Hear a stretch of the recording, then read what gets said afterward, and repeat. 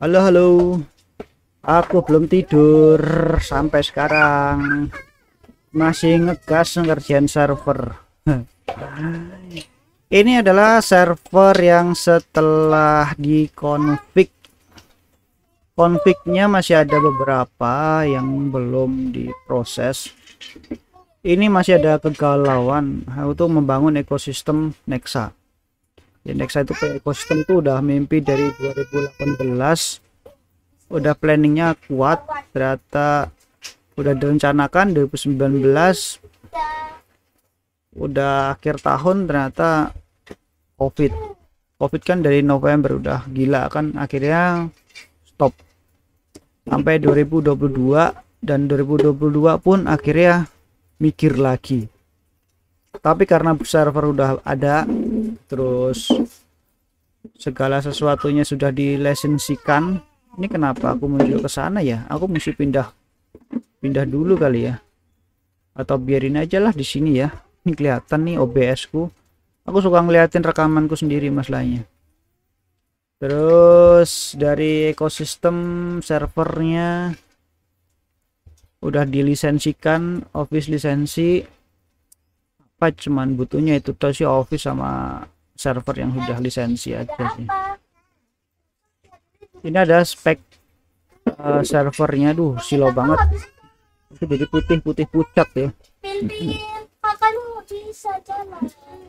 Ya, Nexa 7 DC itu data center.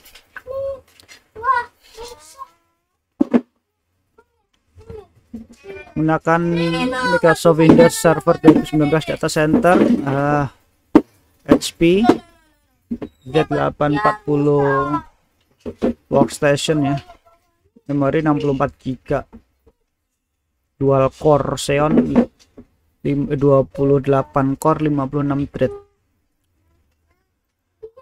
Ini storage-nya aku menggunakan 10 tera itu, statusnya full, strip write 0. Jadi 5 tera plus cache-nya 2 GB. Jadi ini terus untuk ini buat data nanti, rencananya buat kalau data user di sana. Terus master data ada di 4 tera dan 2 tera lagi buat video rekaman. Gokil ya. Mumet. Ini ada dua sebenarnya, ada LED on sama apa ya, lupa. MTF itu ini ada di workstation, Nexa workstation, dan satunya ini buat Nexa data center. Workstation nanti nggak tahu nih, makanya si bimbang karena di sini pun aku masih bimbang mau mengaktifkan si TS terminal server atau apa sih, aku jadi lupa ya, Hyper-V server, Hyper-Vision ya, Hyper-V bener nggak sih? Roles-nya kalau di sini di server tuh Hyper-V ini, atau menggunakan remote desktop. Antara dua ini aku masih bimbang, jadi aku hold dulu. Sebenarnya di workstation udah jalan atau utuh induk di sini, aku masih bingung nih, serius aku masih bimbang, jadi tak tahan dulu. Terus hasil testernya udah oke sih, pakai Crystal Disk yang 64 dong, Crystal Disk 64. Untuk drive C nya sistemnya kita tes 256 aja, cepet ya, nggak ada yang bottleneck aja udah, menurutku sih oke, nggak ada bottleneck. Kalau server tuh di sana masalahnya, tuh kakiku nyampe itu kesemutan rasanya. Data C nya speednya di 9,6 GB per second, mantap sih. harus satu aja aku tes ya, ngapain aku tes banyak ya. Oke, ini drive C ya, sistem. Terus file new bisa nggak sih? Buka lagi. Ini drive Z itu sebagai data centernya. Duk, kipasnya hadapin keluar, Duk. Asap.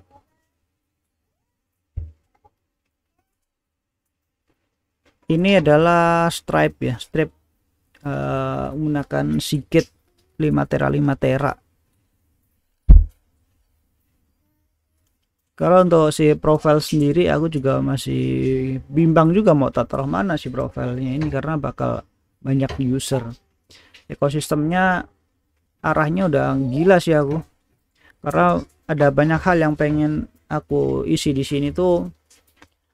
Ekosistem Nexa itu adalah satu, multimedia, kedua server mail, server host, lalu ada data cloud, lalu ada kursus, lalu ada sewain komputer.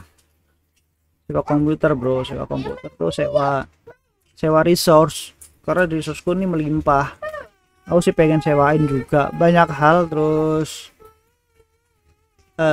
printer,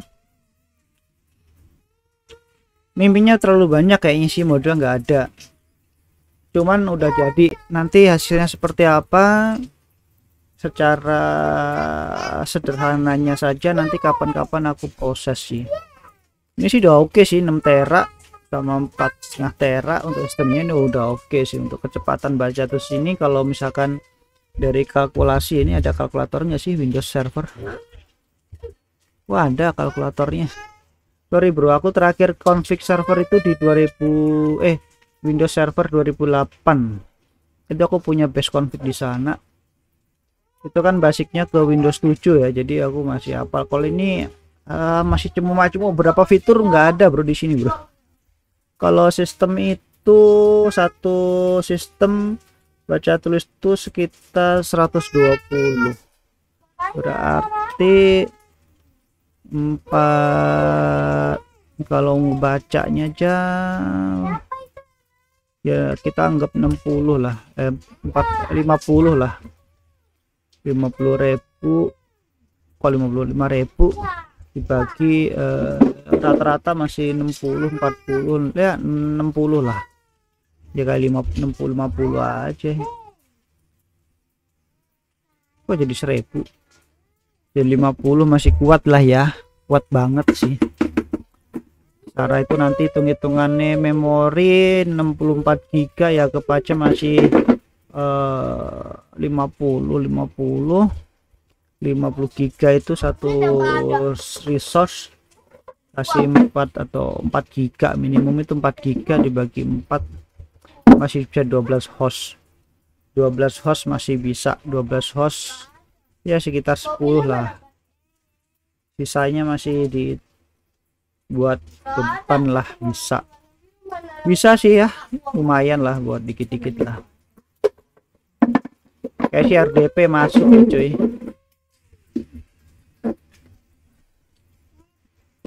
Apalagi ya body tester ya, nggak ada ya.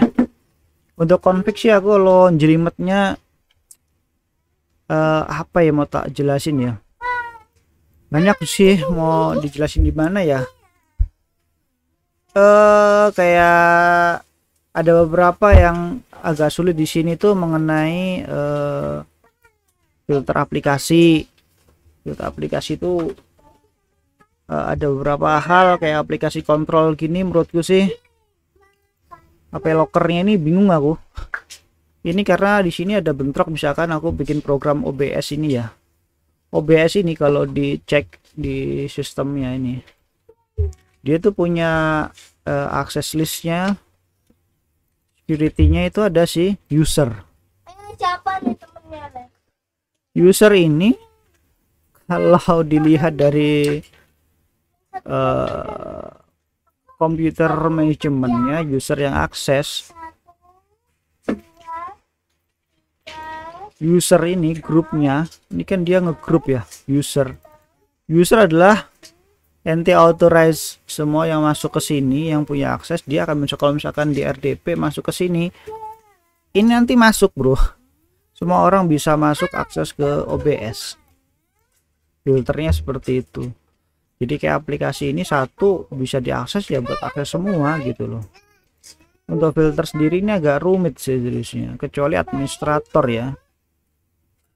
Ini toh yang jadi kendala sih. Untuk ya, yang lain sih nggak ada ya.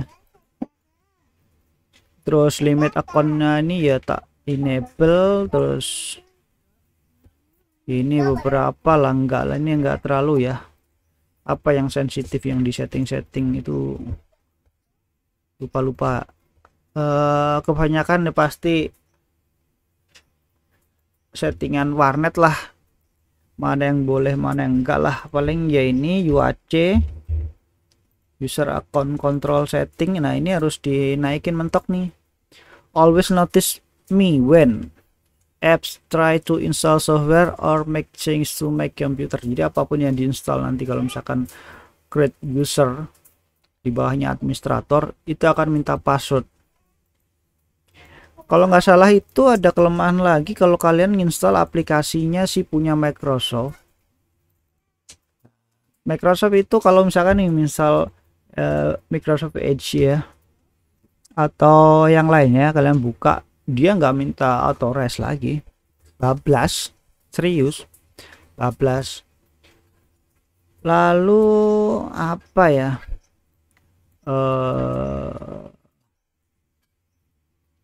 Nggak ada ya, apalagi ya. Windows kalau untuk share up resource cuman itu tok sih yang jadi masalah sih. Aku sih masih pengen cari-cari software yang masih bagus aja sih. Lalu backup, backup ini penting banget sih. Jadi backup harus punya backup system. Terus program fiturnya, program fitur ini nggak di sini ya kalau di Windows Server ya, di Server Manager. Terus rollingnya apa aja isinya sih? Aku sih belum lihat semua, nggak gitu penting sih. Ada DHCP, DNS. Tapi aku udah berhasil setup Linux langsung automatic connect ke Windowsnya, tapi untuk servernya nggak tahu. Ini harus cobain dulu.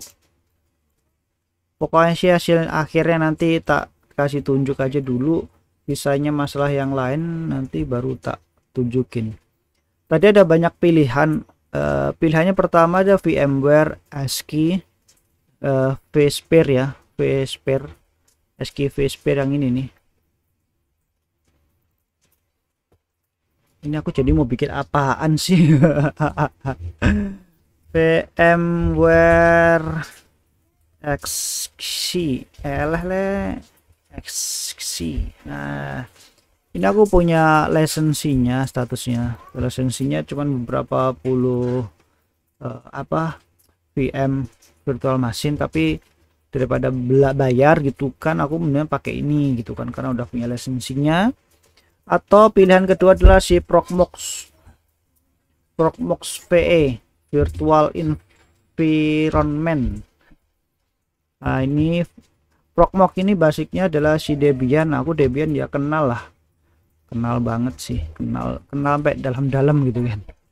Environment ini sih aku ada cenderung juga tadinya ke sana, cuman apa ya, dia ini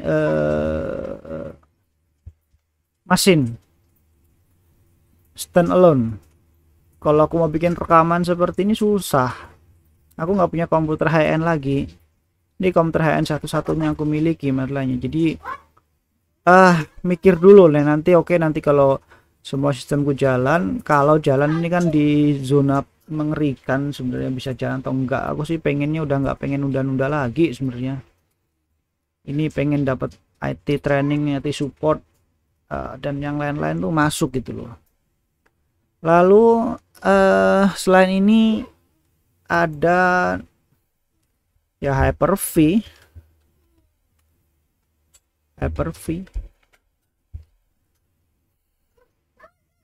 Ya ini udah nggak ada pilihan lagi. Hyper-V itu udah bawaan dari Microsoft. ada di Windows 10 Enterprise. Aku ada 10 Enterprise. Terus di sini ada kelebihannya, di sini tuh lebih gampang gitu loh. Lebih gampang manajemennya, itu di server tuh lebih kuat, dia nyala terus. Windows 10 Pro apa workstation juga kuat sebenarnya, cuman nggak tahu ya, server gitu loh, workstation mungkin server yang dibanyakin fitur buat kebutuhan apa ya, harian kali ya. Kalau server kan khusus ya, buat server menjalankan sistem, kernelnya mungkin beda lah, tapi Allah alam lah, nggak ngerti aku juga. Jadi pilihannya aku kenapa melisensikan server ya, karena aku pengen ngebangun. Jadi pilihannya itu tadi, mau SQ yang ini kalau dibilangnya virtual machine versi 1 ya, karena dia tipenya itu langsung operating system virtual machine. Nah, kalau si Hyper-V ini mirip seperti si VMware Workstation atau VirtualBox. Nah, ini sama, ini host dulu, entah itu di Linux, entah itu di Mac OS, entah itu di Windows, baru diinstal virtual mesinnya atau si VirtualBox. Nah, VirtualBox ini juga sama, tipenya sama, ini gratis. Kalau VMware Workstation tuh bayar, yang aku tahu begitu ya. Jadi ini Hyper-V nggak bayar, udah termasuk include di sini. Tergantung mesinnya kuat apa enggak jalankan itu, karena komputerku server ya jalan. Ini VirtualBox, dulu aku pakainya VirtualBox, enggak, ada yang Citrix dulu, ada satu lagi Citrix, Zen Citrix ya, Citrix. Oh iya, Citrix ini, Citrix Virtual Management. Dulu aku pakai Citrix dulu, setelah itu Citrix ke VirtualBox, VMware, terus SC, terus Proxmox sebentar doang, baru ke Hyper-V ini karena baru punya server juga, mainan baru sih, mau tak oprek yang mana juga nggak ngerti sih. Ya semoga aja sih jalan projectnya, kalau nggak jalan ya sudahlah, intinya buat ngisi waktu kekosongan aja sih, sembari nambah umur biar nggak bodoh-bodoh banget. Jadi masih belajar mulu, ntar di kantor suruh belajar coding ya kan, kerjaku aneh-aneh perasaan, belajarnya coding bisa mah server. Kalau lagi nyantai trading ini ada yang baunya kayak begini ya, wah parah nih. Udahlah ya, ini cerita apa aku juga ngerti, project-project nyeleneh ini.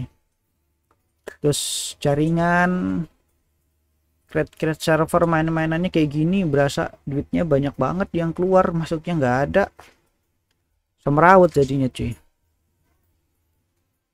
Bikin ekosistem jaringan pilihannya pusing. Aku sih pengen banget sih kuasai si Laravel sebenarnya sih, Laravel buat CMS ya, CMS kursus berarti, kurse bener ya.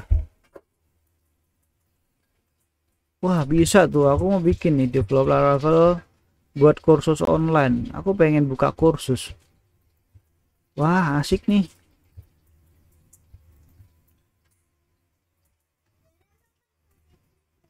Lo Laravel CMS template kenapa jadi bahas beginian? Tuh Laravel asik sih, asik ya. Kalau bisa sih bisa semua, tapi kalau duitnya ngalir sih kencang sih ya. Aku yakin lah, aku pengen punya karyawan. Edan sih. Wah, nggak sempat belajar kayaknya nih, nyerah kayaknya nih, nyerah dengan keadaan nih men. Mumet ya, pengen trading aja begitu. Coba hasil trading hari ini apa sih? Indodax.com market. Bitcoin share naik ya. Aku kemarin masih ada pegang Velo. Velo juga, wah Bitcoin naik 553, dia mah naik terus, cuman loncat-loncat doang. Maksudnya hentak-hentak kaki gitu, yang lain pada rontok. Kok Bitcoin mah enggak tuh, naik terus 1 2 3 4 5 6 7 8 9 10 hari naik terus cuy. Gokil ya Bitcoin ya. Tertinggi koal, gila koal cuy. Koal cuy 87% loh, digoreng loh. Wow wow wow wow wow, gila koal. Jam 5 pagi up, jam 11 di up lagi. Ini ternyata jam 12 loh. Wow wow wow wow, koala mau kemana kalian koala? Gila 100% cuy, mantap ya. Aku nggak ikut. Avenir 11%. Ngomong mana sih Velo mana? Velo aku beli 900-an loh. Parah nih Velo nih. Mau beli lagi aku enggan cuy. Velo sih pengenku sampai 5.000. Pengennya doang, pengennya banyak. Wah Alice, kemarin aku ngincer koin yang 7.000-an masalahnya. Ini karena market udah berubah kali bro.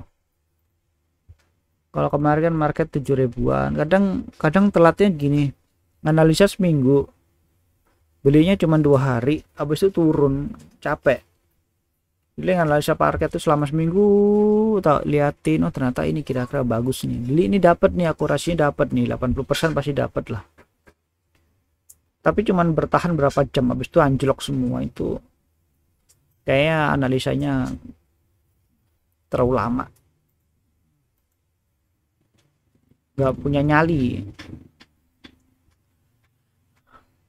Banyak kebutuhan kayak gini kalau orang gede itu ya, udah tua tuh banyak kebutuhan, nyalinya berkurang, anak sekolah macem-macem lah. 22 menit cuy. Ya wes, semoga nih proyekku jalan, bisa dapat banyak untung, bisa bikin perusahaan, punya karyawan banyak, terus teknologi yang aku bagikan tuh bermanfaat, nggak cuman modal jualan tapi kurang bermanfaat. Aduh pengennya sih kayak gitu sih. Sulit menciptakan hal itu ternyata cuy, butuh modalnya gede. Habis butuh modal, butuh jiwa gila buat nyemplung ke pasar seperti ini yang udah ada di zona-zona sana tuh orang-orang yang besar semua. Gila sih. Oke, thank you. Mana stopnya?